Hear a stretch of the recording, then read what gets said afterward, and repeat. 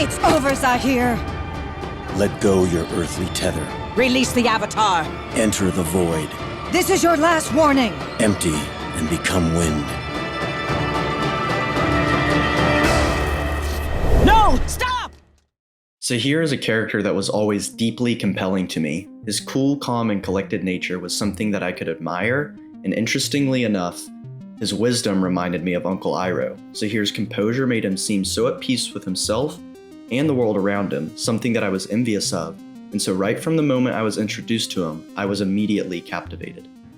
Zaheer's ideology of absolute freedom is what shapes the way he acts. Zaheer believes that freedom is just as essential as air, and he will go to great lengths to force his vision on the world of Avatar. While his ideology aligns with anarchy and is the reason he ends up killing the Earth Queen, tearing down the walls of Ba Sing Se, and finally trying to rid the world of the Avatar, the holes in his vision of a world free of walls, leaders, and governments are fairly clear. A world where you have to worry about what your fellow man may do to you is just as shackling, if not more, as one where a government makes you follow laws. While Zaheer's goal is intriguing, what I find so compelling about Zaheer is how the more free he becomes, the more disturbing he becomes. Zaheer is a character that does not develop at all during his stay in The Legend of Korra. He has a flat negative character arc, but the way he is able to stay so intriguing is by how the writers of The Legend of Korra slowly peel back the layers of his character, revealing to us over time Zaheer's true nature. So while Zaheer does not actually change during his runtime, we the audience feel like the Zaheer we saw at the beginning seems entirely different from the one we saw at the end. As I stated before, Zaheer is a super composed individual, and at first this seems like an admirable quality, and one that I was envious of. But as the series went on, it was a composure that I felt was misguided. It was a composure that should be feared, and Zaheer's introduction scene, while making me intrigued and awestruck, also shows early signs of why he should be feared. He rather easily defeats 5 benders, trapping them in the cage he once was in, and finally coldly remarks how they should ration the bowl of rice because they have 3 weeks until the next shift change. Zaheer's composure here is better described as an unrelenting resolve to achieve his goal, one that cannot be affected by outside factors. It is his peace of mind that makes him a threat. In all 4 of the Red Lotus escape scenes, we are again reminded of Zaheer's resolve, but more importantly, his threat level, by how each time an escape happens, it is achieved easily despite the highly guarded prisons.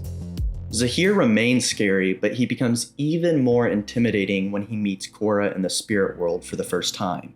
Zaheer's cool, calm, and collected nature juxtaposed with Korra's bold, arrogant, and stubborn nature does well to make Zaheer feel like the mature adult in the room, while Korra feels like the immature child.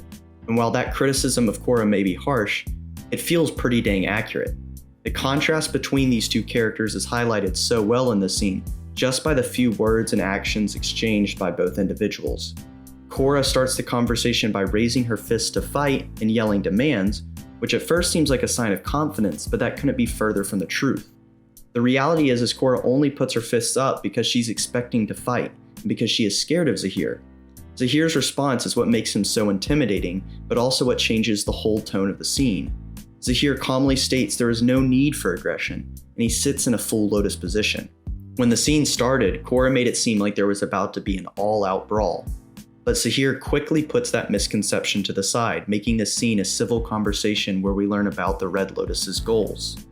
This scene portrays Korra as scared, weak, and wild by contrasting her with Zaheer, who is confident, strong, and controlled, which does such a good job to frame why we should fear Zaheer. He is in control of the situation, and the way he talks to Korra comes off as so condescending that we're only made to feel as if Korra is not even a threat to Zaheer. That very composure I keep bringing back up that I admired is the very thing that is intimidating about him, and the way I perceive it completely changes after Zaheer's time in Ba Sing Se. Maybe I forgot to mention something to you. I don't believe in queens.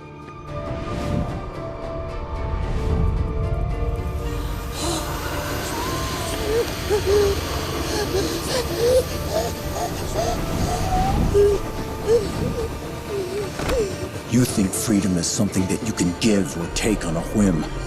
But to your people, freedom is just as essential as air.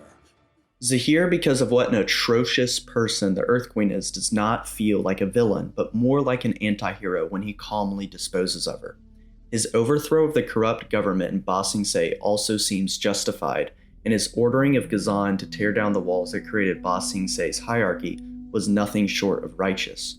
All his actions and words in Ba Sing Se are done with that same calm nature of his, and make it seem like he does this neither for hatred against the Earth Queen, nor vengeance for the people of Ba Sing Se, but rather Zaheer's only reason to overthrow Ba Sing Se was because his actions aligned with his ideology and goal, allowing him to be completely at peace despite the chaos he creates.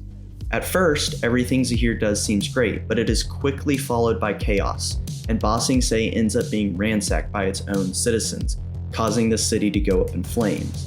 Zaheer's composure juxtaposed to the chaos he causes in Ba Sing Se is nothing short of disturbing, and it is all fueled by his unrelenting resolve and seemingly inevitable goal of his. Again, his composure acts as the very thing that makes him so scary. Guru Lahima was an ancient airbender who learned to fly once he let go of his earthly desires. Sound familiar? Well, the Buddha was a man who extinguished his desires by losing attachment to achieve enlightenment. Guru Lahima is the Buddha of the Avatar world, and the airbending ability of flight is symbolic of enlightenment. So when Pali dies for like half a second, we see Zaheer lose his composure, but then he's fine. He gets over it in an inhumane amount of time, and because Pali was his final earthly tether, he becomes enlightened, achieving flight. Not only is this flight symbolic of enlightenment, but even more so of freedom. Zaheer is so free, not even the natural law of gravity that binds us all can shackle him. We generally think of enlightenment as a virtuous and righteous achievement, and we would definitely think that Zaheer too would be virtuous and righteous, but he is not. He is more composed than ever, more resolved than ever, and more intimidating than ever. The thing that always made Zaheer scary was the fact that he felt in control of the situation, like in the scene with Korra and him in the spirit world. But it's not really that Zaheer was in control, but better put, that he could not be controlled. Before Pali's death, nothing besides her could be used against him to dissuade him from achieving his goal. That is why Zaheer seemed so calm, resolved, and intimidating. He literally only cares for one thing, Pali, but now she is gone, and her absence only serves to make Zaheer that much more intimidating, because now there is nothing holding him back from achieving his goal. Zaheer is now fully composed and resolved, making him more intimidating than he has ever been. We all desire to be free, but oddly enough, I do not desire to be like Zaheer. Zaheer's freedom is indeed freedom, but I think the description of untethered from earthly desires is rather peculiar. I think Zaheer's freedom would better be called disconnect. Nothing binds him to the world anymore now that Pali is gone. Does anyone or anything matter to Zaheer, or has leaving the realm of humanity and reaching enlightenment cost him something so much greater than freedom? I believe so. Zaheer seems distant from his comrades. He seems emotionless and indifferent to anything and anyone. It is almost as if Zaheer has entered a void.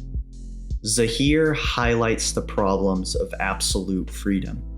Being absolutely free and completely untethered may sound attractive at first, but through Zaheer we see the loss of the human experience. We may not have any more mental pains if we become absolutely free, but we also lose the joy of life. As seen in Zaheer's final scene, Korra has to learn to accept what has happened and move on. By moving on with Zaheer's help, she is able to free herself and now enjoy living again. We all want freedom, but being connected through relationships, fighting through adversity, and the joy that comes after the pain is what makes life worth living.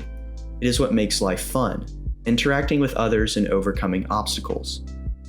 True freedom is not one where we have to live in fear of our fellow man like the world Zaheer envisions, nor is it one where we are indifferent to what happens and lose the human experience, but rather true freedom is one where we get the freedom to enjoy the people and the world around us.